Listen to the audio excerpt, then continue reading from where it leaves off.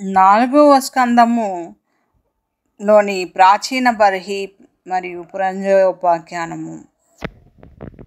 ప్రాచీన బర్హి మైత్రేయ మహర్షి విదురునికి ఇలా చెప్పినాడని శుకుడు చెప్పడం ప్రారంభించినాడు. ఓ పరీక్షిన్ మహారాజా, పృథు చక్రవర్తి వంశంలో హవిర్దావి అనే రాజు ఉండేవాడు. అతడు ఎన్నో యజ్ఞాలు చేసి ప్రాచీన బర్హి అని సార్థక నామధేయం పొందినాడు.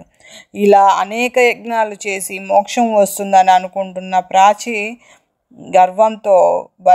ప్రాచీన బర్హి గర్వంతో దేవలోకంలో తన గురించి ఏమనుకుంటున్నారని దేవలోకం నుండి వచ్చిన నారదుడిని అడిగినాడు.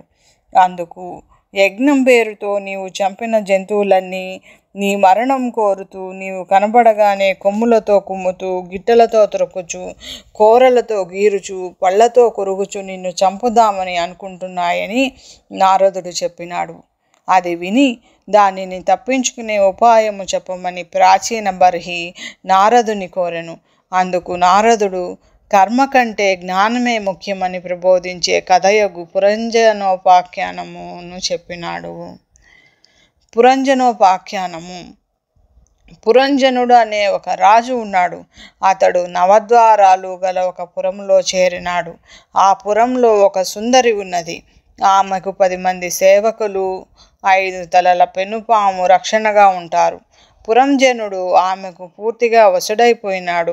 ఒకనాడు పురంజనుడు వేటకు వెళ్ళి ఎన్నో మృగాలను వేటాడి అలసిపోయి సుందరి గుర్తురాగా పురమునకు వచ్చినాడు. సుందరి ఈ తాత్కాలిక వియోగానికి ఎంతో కృంగిపోయింది. అది గమనించిన పురంజనుడు ఇక ముందు ఎప్పుడూ ఆమెను విడిచి వెళ్ళనని చెప్పినాడు.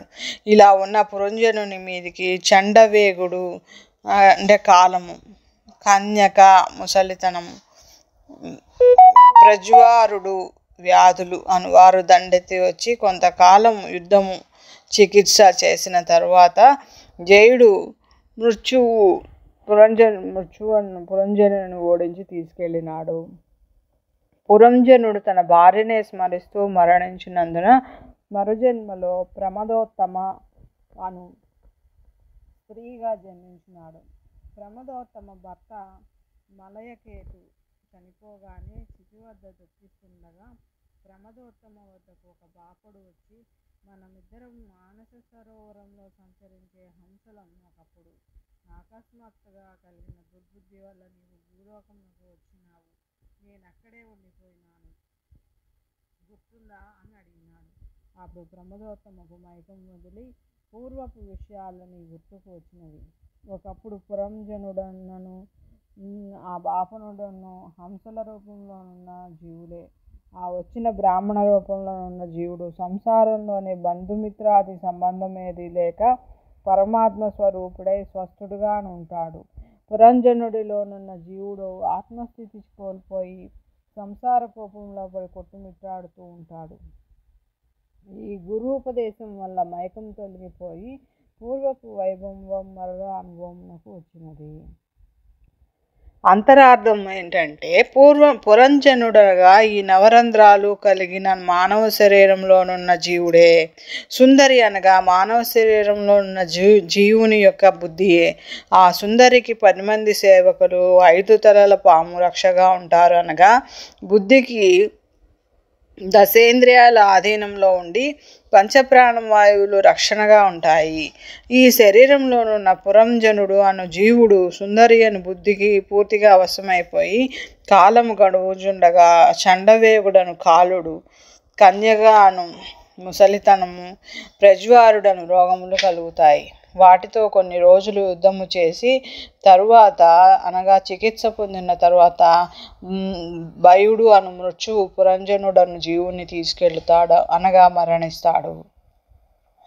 ఇంతకు ఈ కథలో చెప్పబడినది ఏమనగా, కామమే సర్వకర్మలకు మూలము. కామానికి మూలము అవిద్య. అవిద్య అనగా అజ్ఞానం.